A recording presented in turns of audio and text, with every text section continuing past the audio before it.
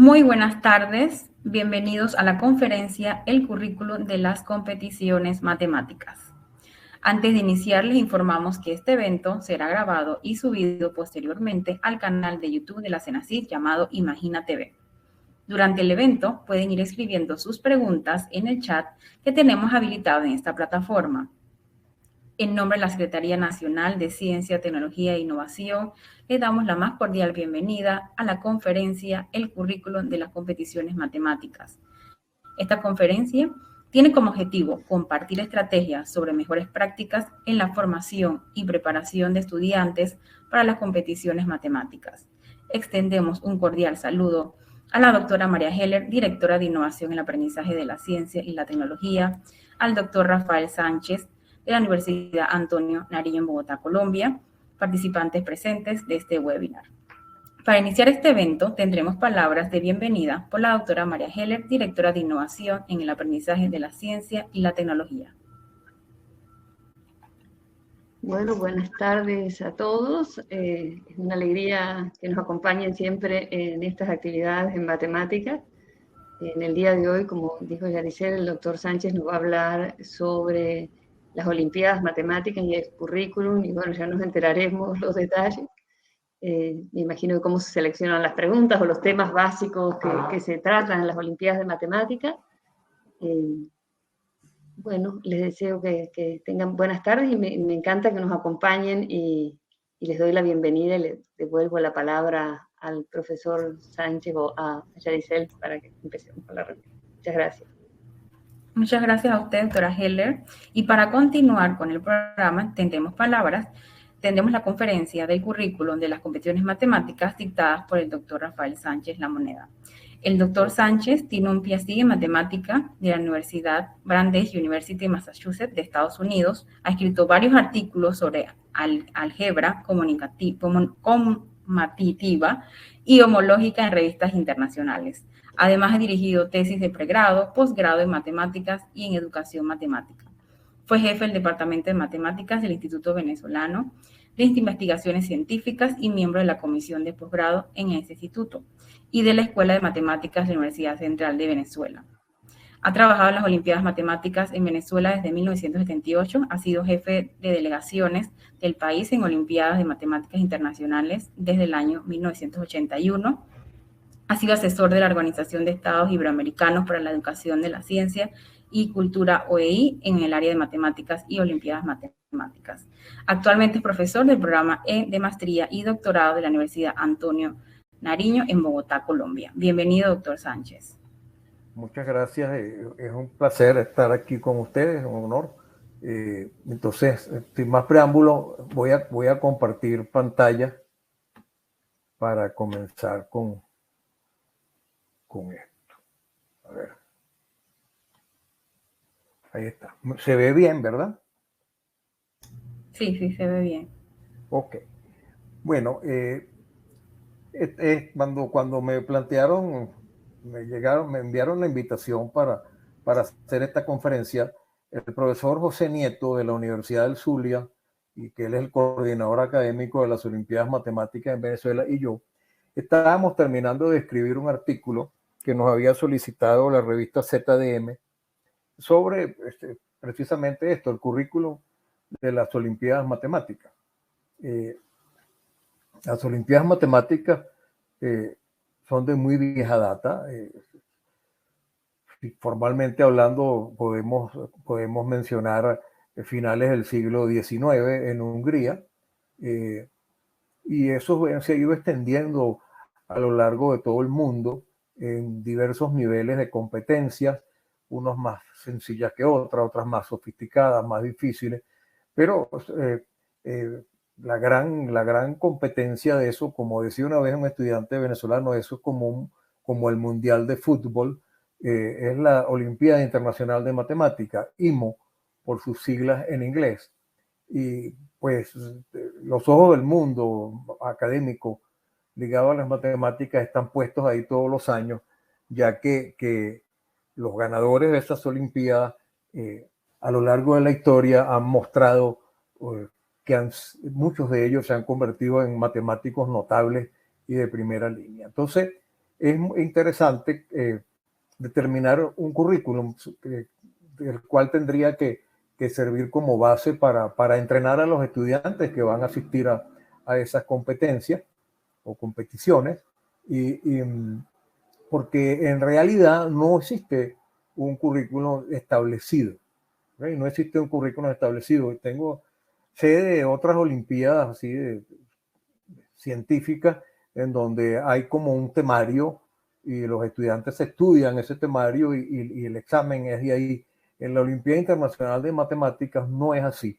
Y en lo que sería, vamos a llamarla sus hijas, en la región, la Olimpiada Iberoamericana y la Olimpiada Centroamericana y del Caribe, ambas competencias, por cierto, se han organizado en Panamá en años anteriores, son competencias en donde los estudiantes tienen que aprenderse muy bien lo que se puede llamar matemáticas elementales y usar sus destrezas, su ingenio, sus habilidades para enfrentarse a los problemas que ahí se plantean, que son problemas originales.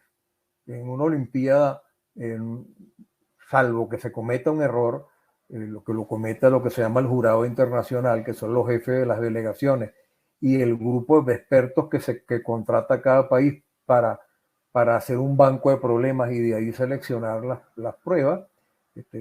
Si todo sale bien, como siempre ha sido, los problemas son totalmente inéditos.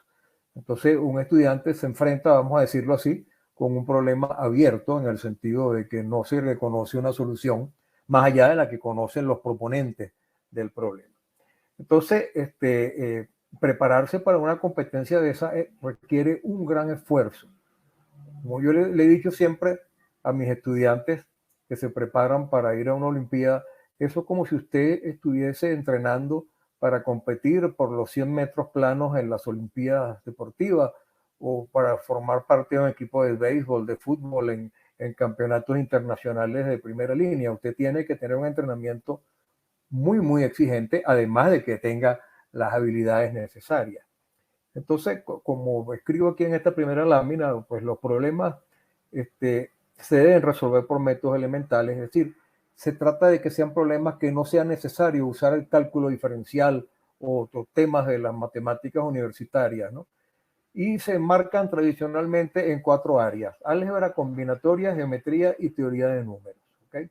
No hay un currículum explícito, como he dicho, sino que podemos afirmar que existe uno implícito, un currículum ahí que está escondido y que uno lo puede determinar observando los problemas que se proponen en todas estas competiciones, incluso siguiendo la historia de ellos, ¿ok? Entonces, lo que hicimos, por ejemplo, el profesor Nieto y yo, fue, bueno, además de la experiencia de muchos años en esto, fue ir revisando diversas olimpiadas y viendo el tipo de problemas, cómo van cambiando los problemas en el tiempo, para tratar de dar unas ideas de lo que puede servir para entrenar a la gente, ¿no? Entonces, yo pienso caracterizar ese currículum mostrando algunos problemas típicos y temas que aparecen en las Olimpiadas, ¿no? Y voy a hacer una pequeña comparación con la escuela secundaria con 2 objetivos en mente, ¿no? Identificar los puntos importantes que podrían ser tratados a la hora, que deberían ser tratados a la hora de entrenar a estudiantes que van a participar en estas competiciones, y sugerir mejoras al currículum de educación secundaria con la idea de disminuir, de modernizarlo y disminuir la brecha que existe con ese, no con el currículum implícito, sino la brecha que existe con lo que son las matemáticas en la actualidad. ¿Okay? Cuando uno ve el currículum de matemáticas en la escuela, es el mismo desde hace muchísimos, decenas de años, e incluso en las universidades, cuando la gente estudia para ser matemático, debido a esa característica que tiene la matemática de que va acumulando conocimiento, que el conocimiento nuevo no desecha al viejo, sino que se construye sobre el viejo, entonces se hace difícil producir cambios, porque uno dice, bueno, ¿qué quito?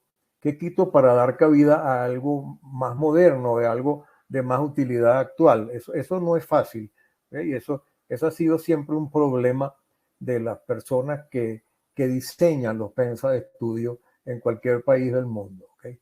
Entonces, como dije hace un ratico, las competiciones matemáticas tienen una larga tradición, comienzan formalmente con la competencia Edvos, en honor al barón Leonard Edvos en Hungría, que lo habían nombrado, era un físico, lo habían nombrado ministro de Educación, y la Sociedad Matemática y Física Húngara decidió hacer unas competencias para estudiantes de bachillerato en su honor, con el nombre de él, ¿no?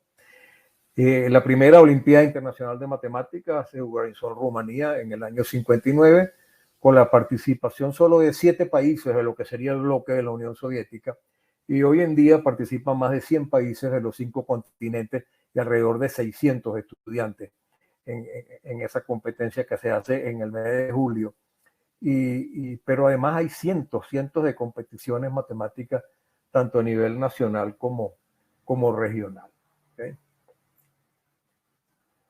La IMO es de gran importancia dentro de la comunidad matemática mundial, porque varios participantes y ganadores de ella son matemáticos notables hoy en día. Muchos de ellos han ganado la medalla Fields. La medalla Fields se considera el equivalente al premio Nobel en matemáticas.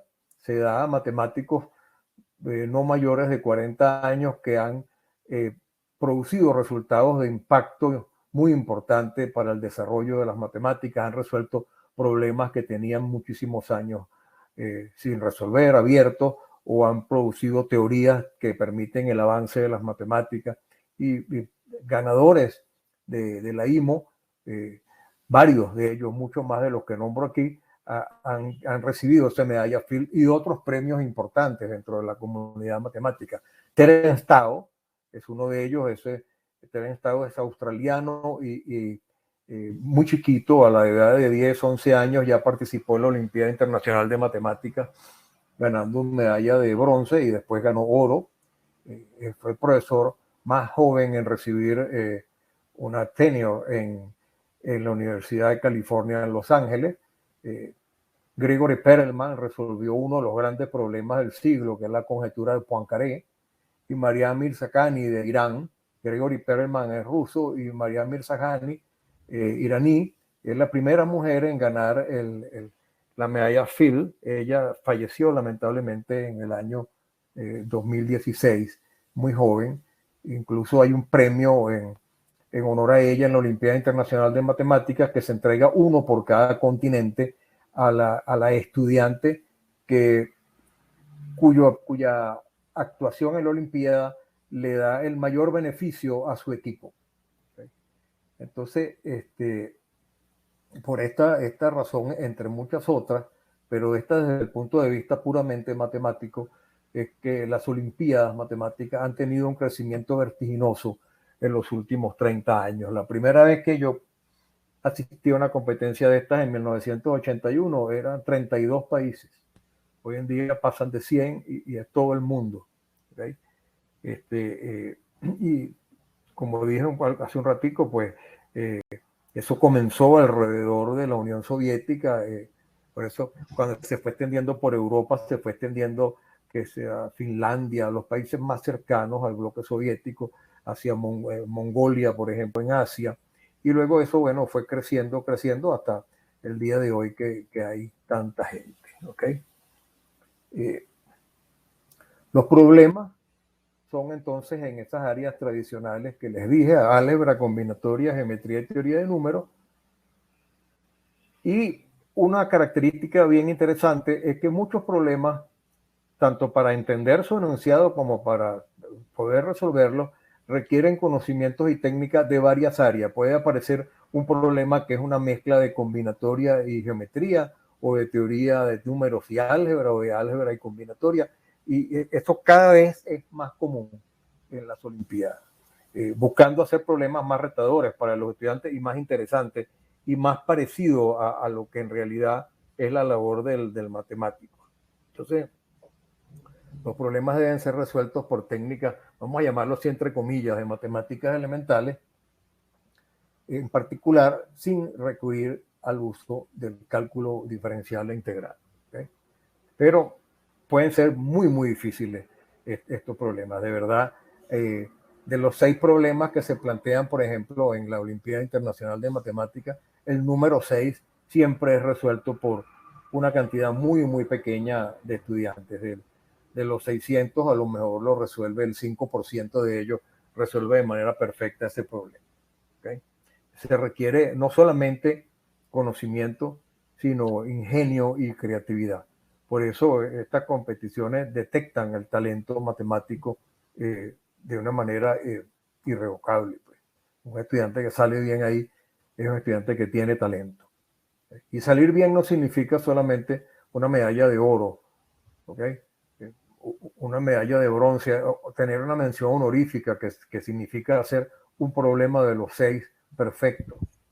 ¿Okay? Esto ya tiene premio en la Olimpiada, dando una muestra de lo difícil que puede ser una Olimpiada. Dime, Leandro. Doctor Osvaldo, buenas tardes. Aquí están hablando muchos temas de lo que hemos llamado el currículum implícito, vamos a decirle CI muchas veces, lo podemos encontrar dentro del currículum tradicional, CT, ¿okay? En muchos países. Pero manejados en profundidad, ¿okay? Manejados en profundidad, porque no es solamente recordar cosas y las preguntas van a ser posibles de resolver porque recordé algo, un concepto, un resultado, y entonces lo copio, no, porque voy a tener que usar esas técnicas que aprendí bien para poder resolver un problema, como les dije, prácticamente original, inédito en el sentido de que no ha salido publicado antes en ninguna parte. ¿Okay? Pero la mayoría de las cosas están fuera de lo que es el currículum tradicional, en su enfoque. ¿Okay? Entonces, conocer este currículum implícito es importante para los estudiantes que van a participar, para sus profesores y para los que son sus entrenadores. ¿Okay? Y debido a eso, a esa característica que tienen los problemas de las Olimpiadas Matemáticas, ellos están mucho más cerca de lo que son las matemáticas actuales que lo que tradicionalmente se enseña en la escuela. Entonces, conocer esto nos da la oportunidad de proponer cambios en el currículo tradicional para tratar de modernizarlo y disminuir así esa brecha, ¿ok? Acercarlo más a la práctica matemática tradicional. No solamente cambios en el sentido de temas, sino en la forma de hacerlo, ¿okay? Buscando hacer un currículo más retador para el estudiante. Evidentemente, eso es difícil, eso trae dificultades, eso es un problema que yo considero que es abierto, pues que uno sigue pensando mucho en cómo hacer eso. O sea, qué quito, qué pongo y cómo lo pongo. ¿Sí? Eso es, por ejemplo, es parte es uno de los temas de investigación dentro de nuestro programa de maestría y doctorado. Tesis que van encaminadas a producir ideas y sugerencias para lograr un currículo más retador en la escuela secundaria e incluso en la escuela primaria. ¿Okay? Entonces, yo les voy a mostrar una serie de ejemplos de problemas. Ahí puse de diversas competiciones matemáticas. En realidad, estos que pongo aquí están tomados de dos, ¿no? De la Olimpiada Internacional de Matemáticas, de la IMO, y de la Olimpiada Centroamericana de Matemáticas. ¿Okay? La Olimpiada Matemática de Centroamérica y el Caribe. ¿Okay? Y ustedes van a ver ahí, al ver esos problemas, que claramente ellos no están cubiertos dentro de un currículum tradicional. ¿Okay? Eso. Van a observar también que de álgebra pongo 4 y de los otros pongo 2 nada más, simplemente porque yo soy algebrista, entonces me gusta más. Eso es todo. Entonces, fíjense, estos problemas están identificados con la Olimpiada en la que apareció, la Olimpiada Internacional de Matemáticas del año 2014. Si ustedes leen esos problemas, una persona dirá, bueno, ¿cómo es posible que un estudiante de bachillerato, ¿verdad? Un estudiante que está en la educación secundaria pueda resolver un problema de esos. Y la respuesta es que sí. La respuesta es que sí pueden, que de esos casi 600 o más que participan en esta Olimpiada, la cantidad de estudiantes que se va sin resolver nada no es tan grande como se pudiera pensar. ¿Okay? Sí hay estudiantes que se van sin resolver nada, les queda una gran experiencia. Yo he tenido estudiantes que han obtenido 0 puntos, pero para ellos fue una experiencia inolvidable, positiva en su vida. ¿Okay? Porque para empezar les mostró, siendo ellos estudiantes excelentes en sus países, que tienen que esforzarse mucho más para lograr unos niveles de excelencia superiores y que pares de ellos, de otros países, incluso de su región, los logran. ¿Okay? Entonces, y por lo general casi todos esos estudiantes después tienen carreras exitosísimas en las universidades. Entonces, fíjense, este es un problema de sucesiones, donde es un problema de existencia y unicidad. ¿Okay? Hay que demostrar la existencia y unicidad de un número entero que se satisfaga eso, que me dé ese tipo de acotación para la media aritmética de los primeros n más un número. No media aritmética, porque estoy dividiendo entre n, pero esta especie de promedio de los n más un número. Entonces, el segundo problema es un problema de polinomio. O sea, se estila mucho tratar de conseguir un problema en donde el número del año aparezca, como una cosa simpática, digamos así. Entonces, hallar todos los polinomios con coeficientes reales que cumplen estas dos condiciones, que P de 2014 sea 1 y que luego satisfagan esta ecuación. ¿Okay? Entonces, de nuevo, estos son problemas que yo no puedo resolver que si con una progresión aritmética, una progresión geométrica, que es lo que uno aprende en las clases de bachillerato, ¿ok? O cuando se habla de polinomios, pues bueno, ¿qué tenemos? Resolver la ecuación de segundo grado, ver lo que es la raíz de un polinomio. En todo caso, podría haber algo así como el teorema del resto y el algoritmo de la división. Y sumar, multiplicar, dividir, operar bien con los polinomios. Esencialmente, eso es lo que se hace, ¿no? Pero aquí hay mucho más, aquí hay un conocimiento más profundo de lo que son los polinomios.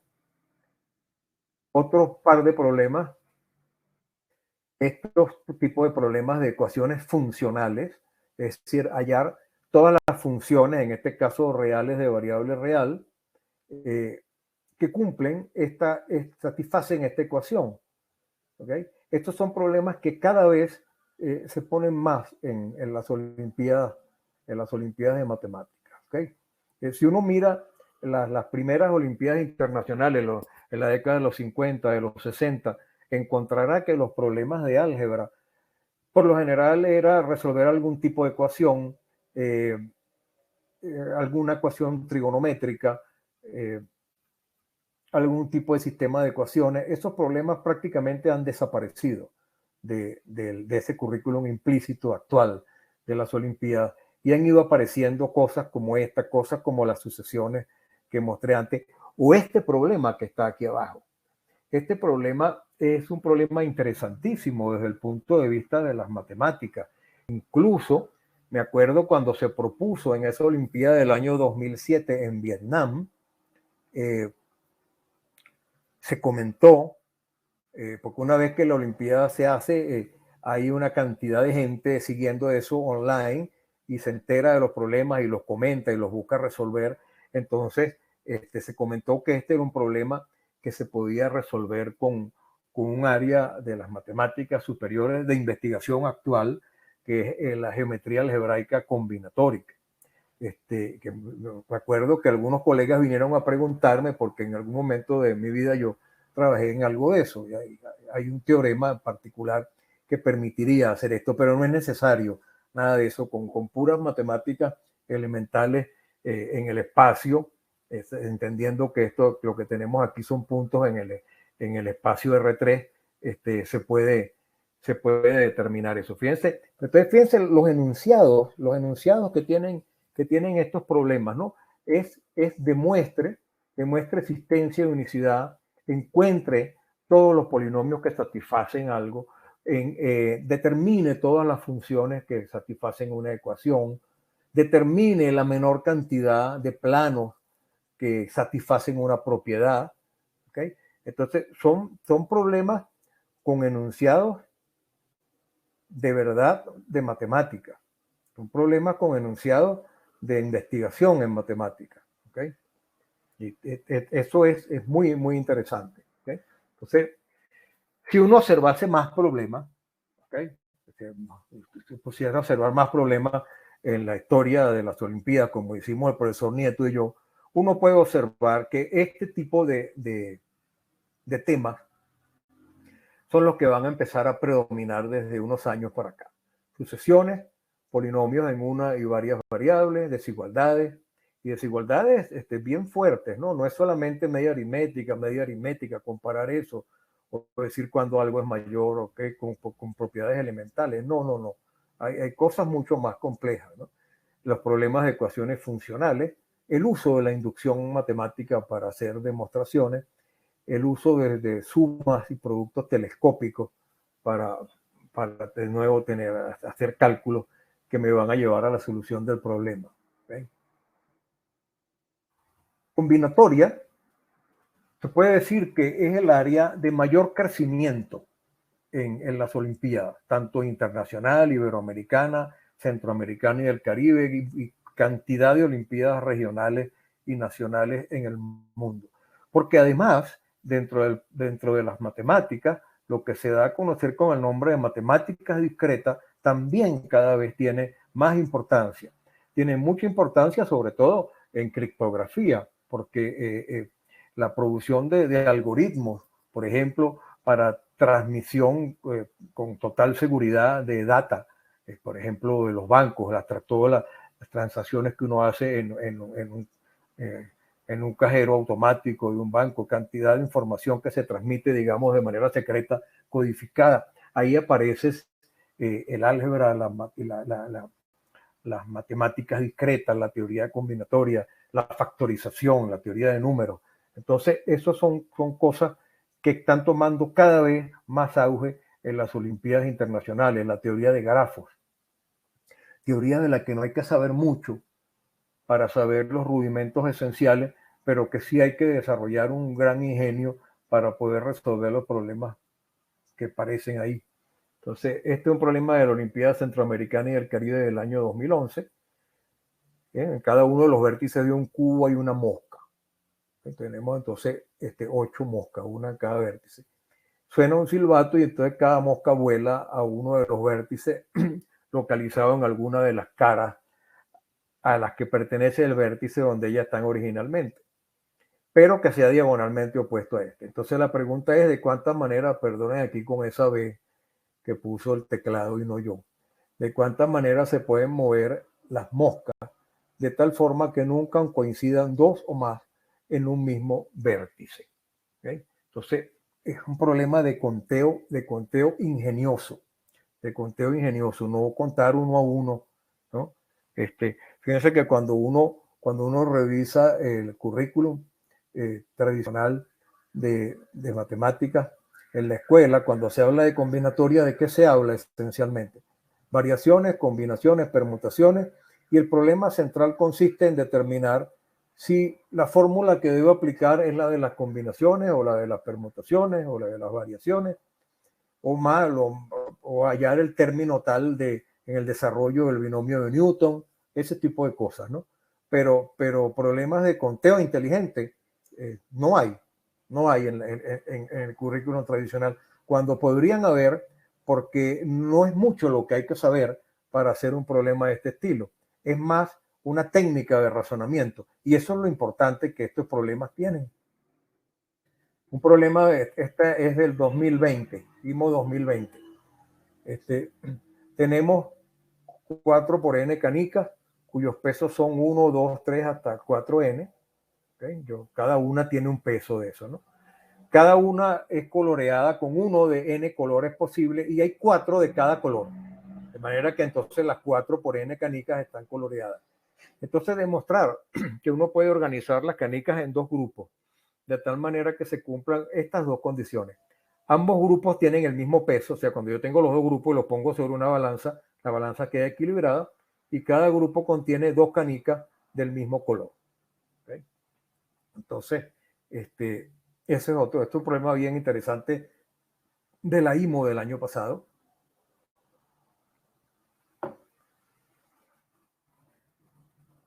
Entonces, si uno observa estos problemas, ve que necesita una persona que quiera participar en una olimpiada de estas, necesita principios básicos de conteo, lo que se llama el principio de la suma y el principio del producto, que son los que me permiten determinar esas fórmulas de variaciones, permutaciones, combinaciones. ¿Okay? El principio de la biyección, que es la manera, digamos, natural de contar.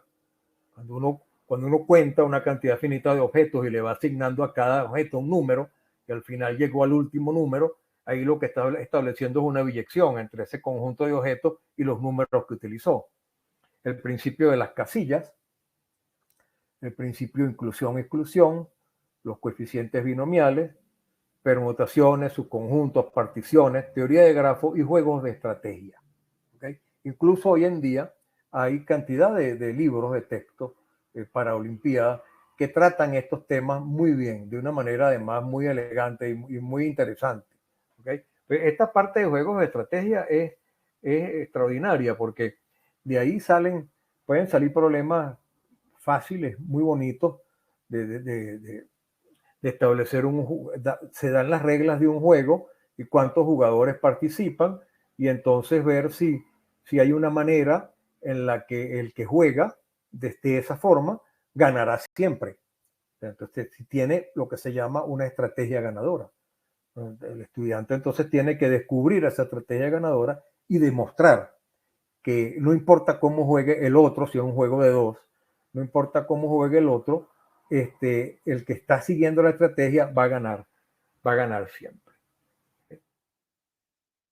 Llegamos a la geometría. La geometría fue, digamos, el área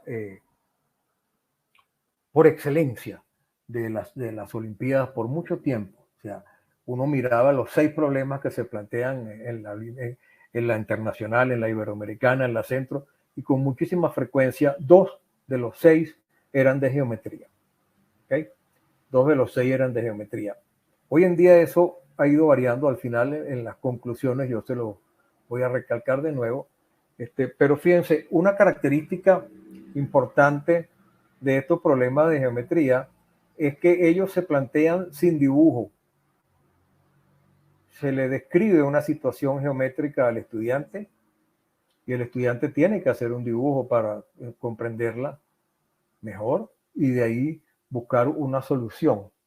¿No? Aquí se da una circunferencia circunscrita al triángulo ABC, se da un punto dentro del triángulo y 3 rectas. O sea, trazo recta AP, BP y CP, que van a ser lo que se llaman sedianas, ¿no?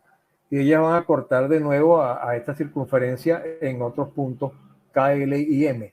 ¿Por qué de nuevo? Porque la circunferencia circunscrita pasa por A, B y C. ¿Okay? Entonces, esas rectas ya están cortando por A, B y C, pero además van a cortar por K, L y M respectivamente.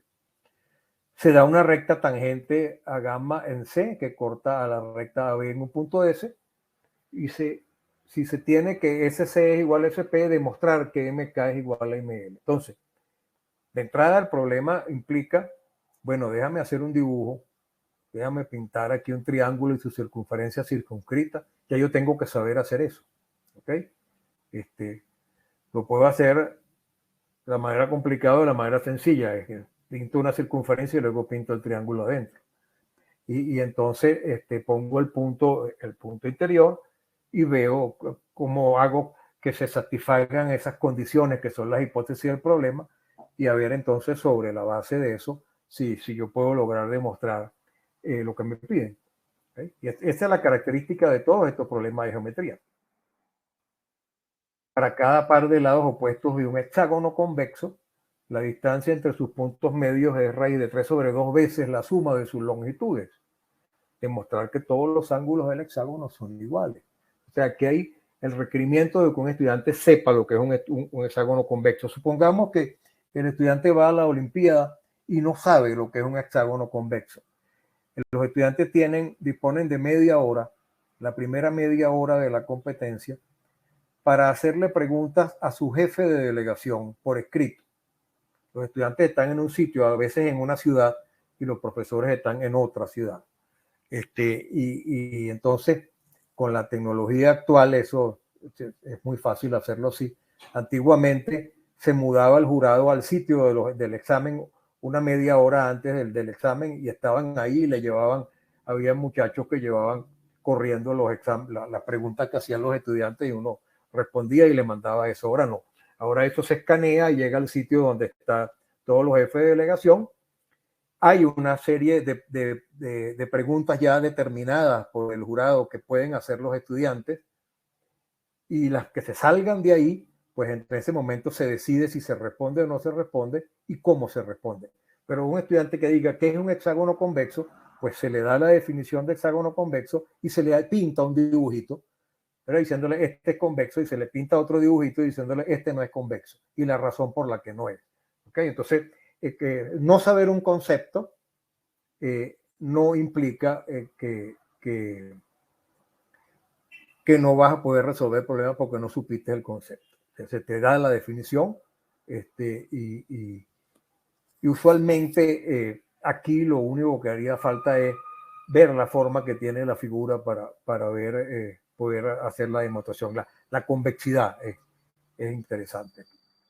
Entonces, de nuevo, uno mira el tipo de problemas que aparecen en geometría. Evidentemente, la geometría euclidiana básica, clásica, aparecerá siempre. Problemas de lugares geométricos, ese problema de mostrar al final que MK es ML, ahí hay un lugar geométrico que determinar. La geometría del triángulo, todo lo que son todos esos puntos, incentro, circuncentro, baricentro, ortocentro, todas esas propiedades, recta de Simpson, todo eso es algo que tienen que manejar los estudiantes. La noción de lo que son cuadriláteros cíclicos, son los que están inscritos en una circunferencia y las propiedades que ellas tienen. Los resultados básicos de colinealidad y concurrencia, es decir, teorema de Menelao, teorema de Sheva, de Pascal, de Pappus, la potencia de un punto con respecto a una circunferencia, geometría combinatoria, ¿okay? Entonces ya estamos empezando a meter técnicas de conteo dentro de la geometría, problemas de polígonos y poliedros como ese del polígono convexo, ¿okay? Entonces, vemos que va mucho más allá de lo que se enseña en la escuela secundaria. En la escuela secundaria, digamos que uno estaría dentro de estas cuatro cosas que hay aquí, con más o mayor fuerza, y se puede hablar de transformaciones geométricas porque se le habla a los estudiantes de lo que son rotaciones, simetrías y eso, pero el uso de la potencia que tienen esas nociones de las transformaciones geométricas a la hora de resolver problemas, no se usa. De hecho, por ejemplo, nosotros tenemos estudiantes haciendo tesis que están tratando sobre esos temas para ver cómo se puede trabajar con eso en el aula y que el estudiante aprenda en más profundidad esos temas. Estudiantes de escuela primaria, por cierto, esa tesis que anda por ahí sí, en elaboración. Este problema, de teoría de números, fíjense, aquí mezclamos geometría y teoría de números. Creamos un polígono convexo, ¿okay?, que tiene calados. Se dice que sus vértices tienen coordenadas enteras y están sobre una circunferencia, es decir, es un polígono que está inscrito en una circunferencia. Se da el área del polígono, un número entero positivo impar, tal que los cuadrados de la longitud de los lados del punto P son todos números enteros divisibles por n, demostrar que el número 2s es un entero divisible por n. Yo he elegido los problemas de forma tal que se vea incluso la dificultad de comprender los enunciados. Este problema del año 2000, existe un entero positivo n, tal que n tiene exactamente 2000 divisores primos y 2 a la n más 1 es divisible por n. Un problema de existencia, entonces hay que conseguirlo, demostrar que ese existe, porque no es un problema que se va a conseguir con un ejemplo. Si fuera un problema que se va a conseguir con un ejemplo, sí, no sería un problema de Olimpiada. Pero uno puede plantearse cosas más concretas parecidas a esta para tener, por ejemplo, una idea de cómo puede proceder. Estos son temas básicos en la preparación de estudiantes para teoría de números, divisibilidad, números primos y teorema fundamental de la aritmética, algoritmo de Euclides, máximo común divisor y mínimo común múltiplo. Se puede decir que en realidad aquí está englobado todo lo que aprende un estudiante de aritmética, de teoría de números, desde su escuela primaria hasta que se va para la universidad. El teorema chino del resto o teorema del resto chino, congruencias, los teoremas de Euler y Fermat, ecuaciones diofánticas, el lema del exponente, que es un lema muy técnico, muy útil para calcular con números primos.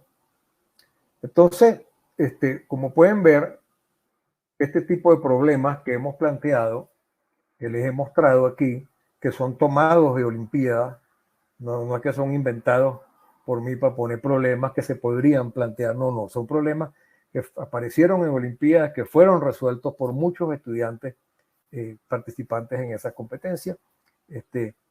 Nos muestran que aunque las matemáticas que se usan en ellos no entran al mundo de las matemáticas universitarias, ¿okay?, sino que están en el mundo de las matemáticas elementales, el buen uso de esas matemáticas elementales junto al ingenio y a la creatividad de los estudiantes que los enfrentan es lo que permite resolverlo.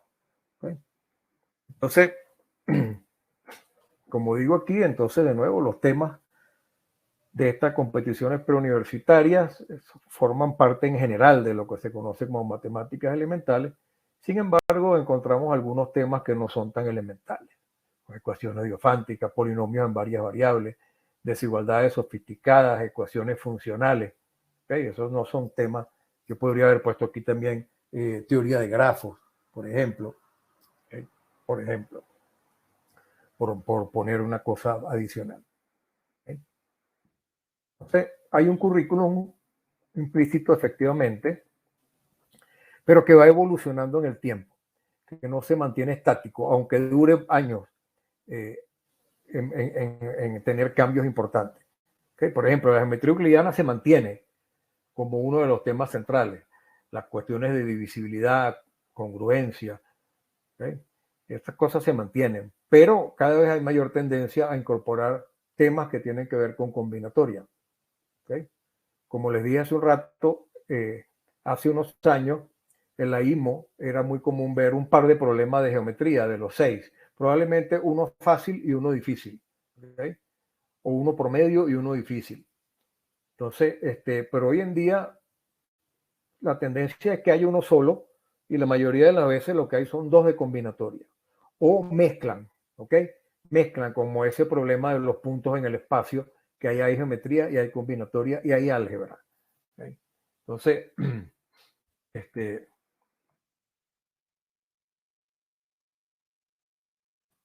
se observa en álgebra la desaparición de problemas que piden resolver sistemas de ecuaciones o resolver alguna ecuación trigonométrica.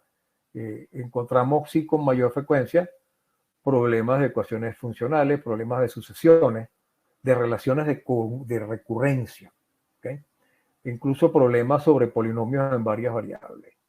Y se usa también el uso de la álgebra y la trigonometría para resolver problemas de geometría. Antiguamente se evitaba que eso pasase. Había como una tendencia del jurado de que los problemas fuesen hechos con lo que se conoce como geometría sintética, es decir, geometría sin medida, sin coordenadas. Pero últimamente está apareciendo cada vez más problemas en donde el buen uso de la trigonometría, de los números complejos, esa es la parte del álgebra, sirve para llegar a una solución del problema. Lo que sucede con eso es que usualmente va a llevar a cambiar el problema a un problema de resolver algunas ecuaciones muy difíciles, muchas veces. ¿Okay? Pero, por ejemplo, un buen uso de los números complejos puede dar una visión muy interesante a un problema a través del uso de transformaciones geométricas con números complejos. Ya es un tema fuera del currículum de educación secundaria, del currículum tradicional. ¿Okay? Ya eso es estudiantes que logran esas habilidades porque aprenden mucho más. Algunos de estos temas se podrían incluir en el currículum de educación secundaria, algunos, no todos, ¿no? Porque tampoco se trata, o sea, ¿cómo hacemos? No podemos, la gente tiene que aprender una cantidad de cosas básicas primero. Entonces, pero sí se pueden, sobre todo estas cosas de matemáticas discretas, se pueden introducir porque hace falta saber muy poquito para poder enfrentar problemas de ese estilo. Y lo que hay que hacer es enseñar a los estudiantes a razonar en esa dirección, a contar de manera ingeniosa, ¿no? Entonces, pero yo me atrevo a sugerir temas como estos, o sea, definir sucesiones por medio de relaciones de recurrencia, o avanzar un poco más en teoremas de polinomios, no quedarse solamente con las operaciones y con la resolución de algunas ecuaciones. Un trabajo un poco más fino con desigualdades y plantearle a los estudiantes algunas ecuaciones funcionales. ¿Okay? Plantearle algunas ecuaciones funcionales, hay ecuaciones funcionales que son muy sencillitas, pero que ya llevan al estudiante hacia darse cuenta que hay ese tipo de problemas y que producen otra forma de pensar, digamos que una forma de pensar matemática, vamos allá, más moderna. Técnicas de conteo en combinatoria, nociones de teoría de grafos, teoría de conjuntos básica. No se crea que estoy tratando de volver a como se hacía antes de teoría de conjuntos, que se pasaba de repente 2 meses enseñando todo lo que es la nomenclatura de la teoría de conjuntos. No. El uso de los conjuntos para contar. ¿Okay? El uso de los conjuntos para contar. Estos principios de inclusión, exclusión, por ejemplo. Esas son cosas que son de la teoría de conjuntos básicos. Las transformaciones geométricas, el uso de la aritmética modular hasta llegar a los teoremas de Euler y Fermat. No hay necesidad de pasar de ahí. Y a esto se puede llegar muy rápido. Y con aritmética modular, además, uno puede hacer una cantidad de trucos de magia para los estudiantes, de manera de motivarlos, de introducirlos a ese mundo desde un punto de vista lúdico. ¿Okay? Eso se puede hacer. Yo tengo una conferencia en ese sentido, el uso de ese tipo de cosas, ¿no? Entonces, como creo que he ido mencionando o he querido dejar que se vea, es cómo las matemáticas discretas han ido ganando terreno en estas competiciones. ¿Okay? O sea, la aparición de juegos de estrategia, problemas de coloración, problemas en donde al saber teoría de grafos yo puedo resolver los problemas, en donde hay formas ingeniosas de contar que requieren es un buen uso de los principios fundamentales de combinatoria y no mucho más. ¿Okay? O sea, muchas veces para aprender cosas básicas que le enseñamos a los estudiantes, necesitan aprender muchísimo más para luego poder para comprender lo que está pasando ahí, que para trabajar en esta área. ¿Okay? Entonces, estas son cosas que sí se pueden hacer. La aritmética modular, como les dije, que uno puede hacer trucos de magia e incluso puede hacer ese tipo de comentarios del uso de eso en criptografía. Cuando se descubre un nuevo número primo, por ejemplo, en investigaciones que están financiadas por departamentos de defensa de estados, de países, eso pasa a ser un secreto. ¿Por qué? Porque la existencia de ese número primo me permite tener una clave para decodificar un algoritmo que yo encripté y que para desencriptarlo tengo que hacer una factorización en términos de productos de números primos. Y entonces ese número primo nuevo, conocido por un grupo muy reducido de personas, es útil para producir un algoritmo encriptado muy difícil de descifrar. Entonces, eso son cosas de hoy en día. Entonces, el mundo actual utiliza muchísimo la criptografía. Entonces, finalmente, pues, bueno, no finalmente, pero avanzando ya hacia el final, es esta parte del el uso o la inclusión de problemas en donde el problema se sale de un área y necesita ideas de varias áreas. ¿Okay? Necesita ideas, por ejemplo, de geometría y de álgebra, o ideas de geometría y aritmética, o de geometría y combinatoria, o de álgebra y aritmética, para poderse resolver. ¿Okay? O sea, muchas veces puede aparecer un problema en donde ahí hay una ecuación de segundo grado, pero luego con esa ecuación de segundo grado hay que hacer algo que esté muy ligado con teoría de números, para garantizar que no puede haber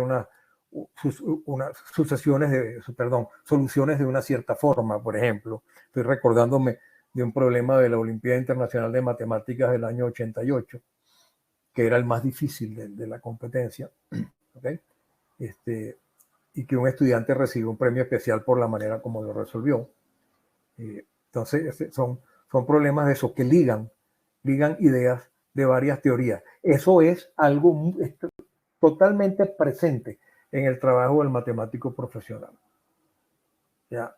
No es que una persona está estudiando, por ejemplo, análisis matemático y solamente usa herramientas de análisis matemático de la parte donde está. Eso evidentemente que existe, ¿ok? Pero los grandes avances se logran cuando se pegan ideas de varias teorías y se produce una nueva teoría, se produce una nueva técnica de resolver problemas en matemáticas. Entonces, queda el problema más difícil de toda esta conferencia, que es cómo incluir estos tópicos en la escuela secundaria. Este es un reto muy interesante, y en realidad yo no les voy a decir que tengo una respuesta, porque no la tengo. ¿Okay? Yo sé cosas que yo podría sugerir quitar y a cambio poner otras, pero eso no conforma la totalidad. Es un trabajo conjunto de educadores y de matemáticos,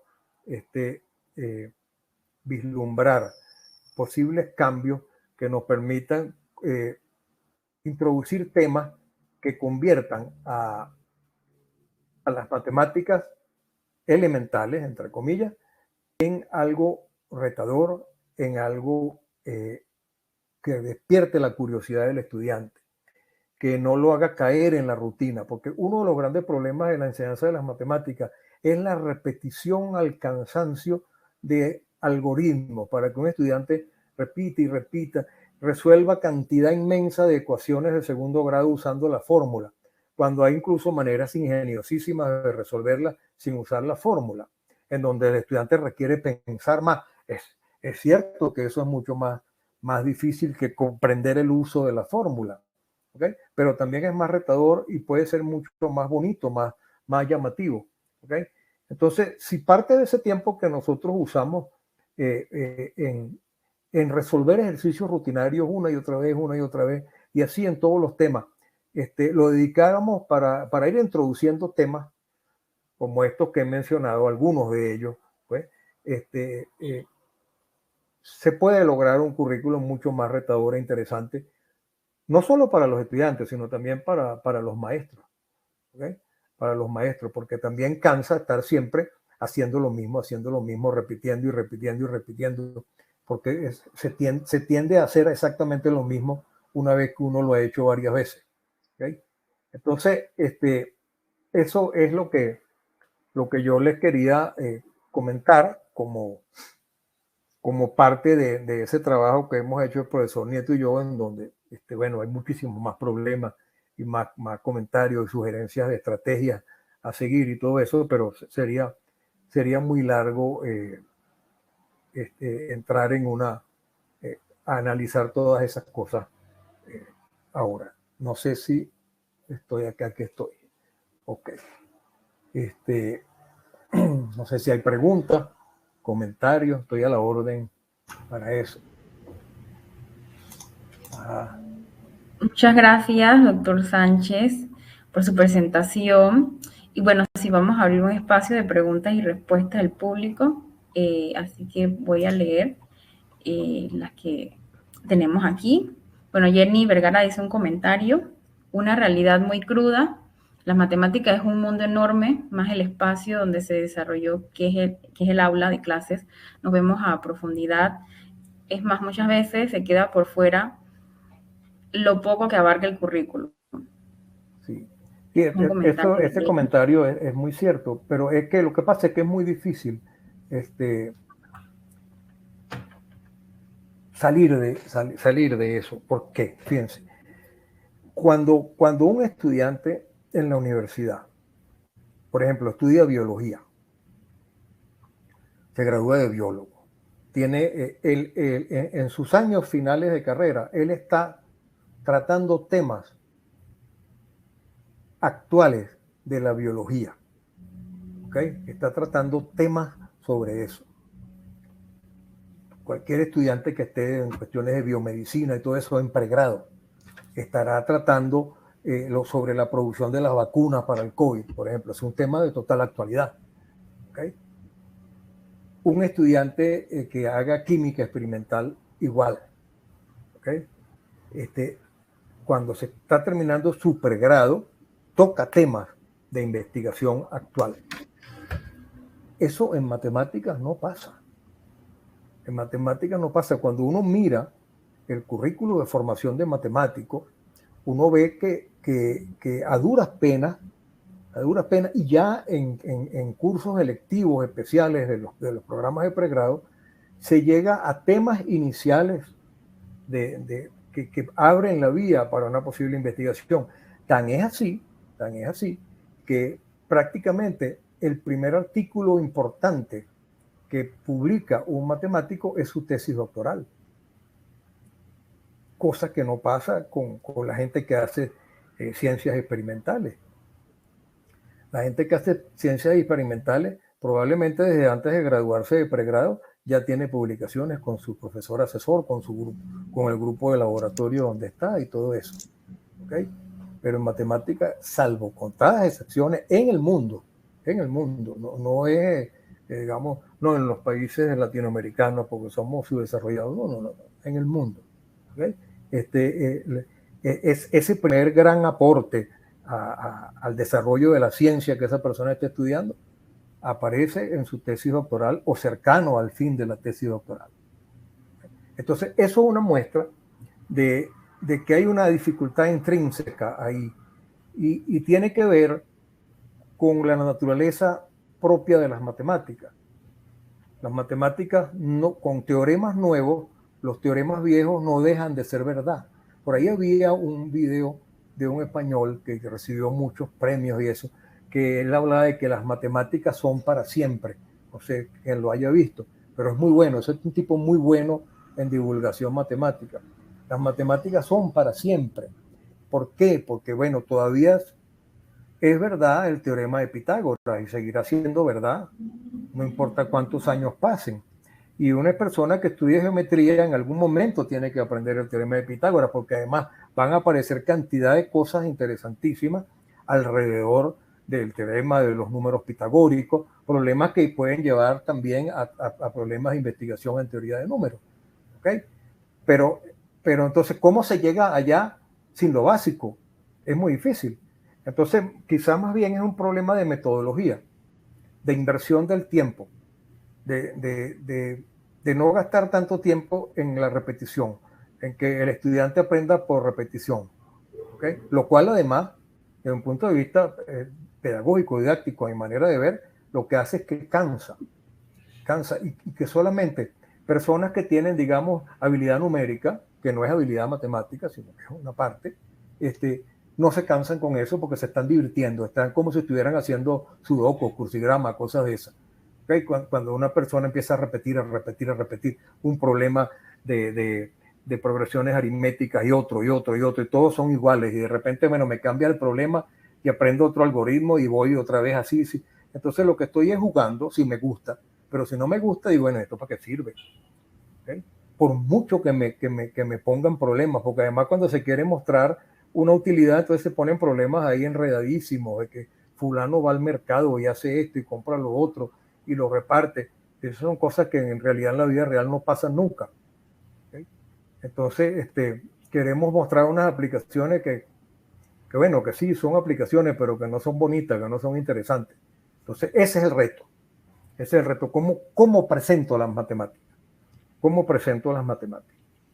¿Okay? Y entonces, en ese cómo presento, abro espacio para meter algunas cosas, no todas, porque no se podría, pero para meter algunas cosas que hagan que acerquemos más a los estudiantes a ese mundo moderno, porque sin duda alguna, el mundo de las matemáticas discretas está aquí, llegó para quedarse, y es importantísimo ese pensamiento discreto, ya no el pensamiento continuo del cálculo, del análisis, sino ese pensamiento de la combinatoria, del álgebra, en la creación de algoritmos.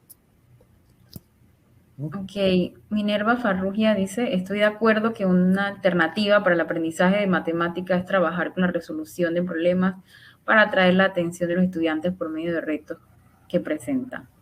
Sí, sin duda, sin duda. Este es uno de los soportes de nuestro programa de maestría y doctorado, la enseñanza de las matemáticas por resolución de problemas. Eso lo planteó Polya. O sea, Polya llamó la atención sobre eso al mundo, digamos, de la gente que enseñaba matemáticas, haciendo ver, bueno, esto es lo que hacemos los matemáticos. Los matemáticos planteamos y resolvemos problemas. Esto es hacer matemática. Entonces, ¿por qué si cuando yo enseño física experimental hago experimentos como lo que hace el físico, o con la química, o con la biología, porque en las matemáticas yo no voy a poder proceder, entre comillas, experimentalmente, como hace el matemático? Vamos a hacerlo. Y esa es la esencia de lo que significa plantear y resolver problemas a la hora de enseñar matemáticas. María Rosemena dice, ¿cómo correlacionar dichos conceptos que aparecen en la Olimpiada en el entorno de nuestros alumnos? Ajá. Bueno, ese es lo que dije que era el problema más difícil. ¿Ves? Yo lo que hago, por ejemplo, aunque yo no enseño en educación secundaria, salvo cuando entreno a estudiantes para Olimpiadas, lo que sugiero a colegas, o lo que yo hago cuando estoy entonces entrenando a esos estudiantes, es que elijo cosas con base a la experiencia que tienen los estudiantes, en donde puedo llevarlos a pensar matemáticamente de esta forma o de otra forma. Y trato de evitar al máximo posible las repeticiones innecesarias de algoritmos y de todo eso. Pero como he ido diciendo, todo no lo podemos meter, porque significaría saque todo y meta otra cosa, y no se puede. No se puede porque la matemática se va edificando sobre las bases que ya hice. Eso no desaparece, como si desaparecen las ciencias experimentales. Un experimento puede tumbar una teoría, o si no la tumba, modificarla. Por ejemplo, se pensó siempre, hasta un cierto modo, hasta que apareció Einstein, que el mundo era newtoniano. Aparece Einstein con la teoría de la relatividad, y entonces hay dos maneras de mirar el mundo, ¿okay? Una manera relativista y una manera newtoniana, y cada una de ellas explica una realidad. ¿Sí? Cada una de ellas explica una realidad. Pero la aparición de la teoría de la relatividad le quitó la preponderancia a la teoría de Newton para explicar el universo, porque no lo podían explicar todo. Y eso además, por cierto, eso aparece por desarrollos de las matemáticas en los siglos XVIII y XIX, con la aparición de las llamadas geometrías no euclidianas. Entonces, cuando se plantea un mundo en donde ya por un punto exterior a una recta puede pasar más de una paralela, o puede que no pase ninguna paralela, y tengo modelos geométricos muy útiles que me explican un universo, entonces hay un cambio también en el mundo físico. para eso. ¿Okay? Entonces, fíjense cómo las cosas se empiezan a juntar unas con otras, y entonces la matemática y la física se dan la mano y avanzan las dos con fuerza. Ok, muchas gracias. Con esta última pregunta hemos terminado con el espacio de preguntas y respuestas y agradecemos que por favor puedan encender su cámara la doctora Hel. Bueno, ya, lo que estamos para... Sí, me dan un momentico, yo voy a acomodar la presentación y se las mando de nuevo para unos errorcitos que habían ahí. Yo los copio y se los mando. Ok. Perfecto, voy a tomarles una foto y les voy a decir 1, 2 y 3. A ver cómo salió, voy a verlo. Perfecto. Ahora sí, muchísimas gracias. En nombre de la CENACIT, le agradecemos a todos por estar presentes en esta conferencia, el currículum de las competiciones matemáticas, y les invitamos a que nos sigan en nuestras redes sociales, @CENACIT. Que tengan una excelente tarde. Muchas gracias por la invitación, muchas gracias a todos por haber atendido a esta conferencia. Siempre a la orden. Hasta luego. Muchas gracias. Que esté bien, hasta luego. Muchísimas gracias. Chao. Hasta luego. Chao, hasta luego.